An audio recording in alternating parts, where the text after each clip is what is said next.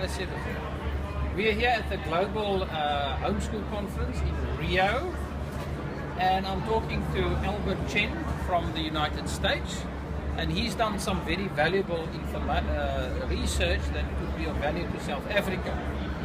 Albert, in South Africa there's been lots of unrests in the universities. Property has been damaged, people have been damaged, classes have been stopped,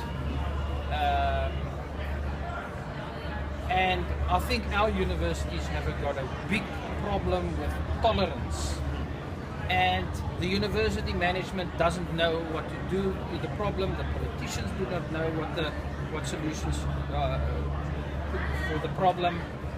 But your research has gained some valuable insight into what we can do to improve tolerance in society.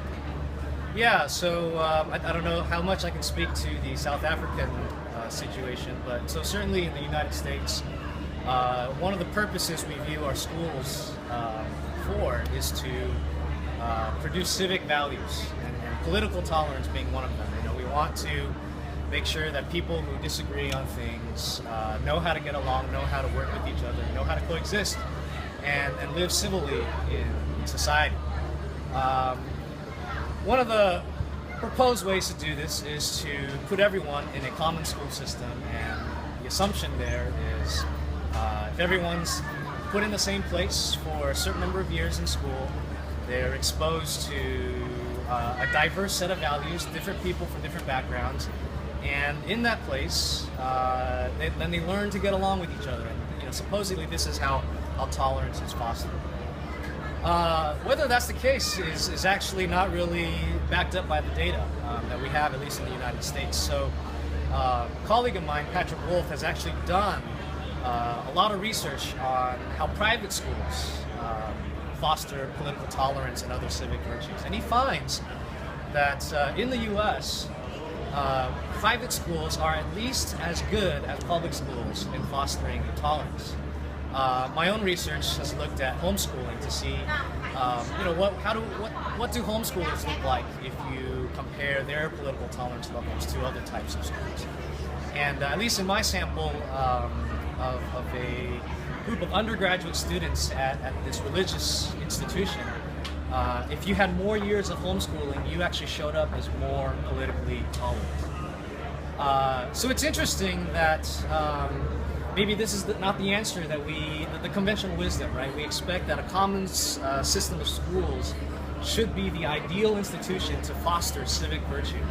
But we find, at least in the United States, that different types of schools, even though they might be religious or sectarian in nature, do just as good of a job, if not better, at fostering these values. I'll just add that it's not clear why this is the case. We have some hypotheses and some theories that might explain why we see this result. One is that in the private schools, especially in the United States, we have a big population of Catholic schools and religious schools. And we know that in those schools, they spend a lot of time fostering, you know, values and a moral outlook on life. And it's possible that because of the effort they put into fostering that kind of character, those kinds of values, that these students end up being able to get along with others, even if they disagree with those other people. The other possibility too is that, let's say you are Catholic, and you know, if you are sent to a school, a public school for instance, who may not be as friendly to your views, you might be feeling a bit threatened for being you know, holding certain religious views.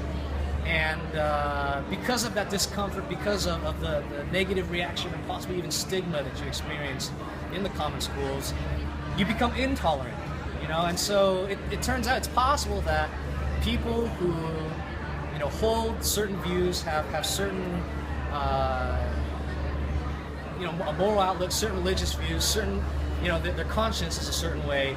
You know, putting them in a school system where they're allowed to, you know, be comfortable holding those views, they simply you know, self-actualize even more and become more comfortable with who they are, and doing so, actually become more tolerant in general. So,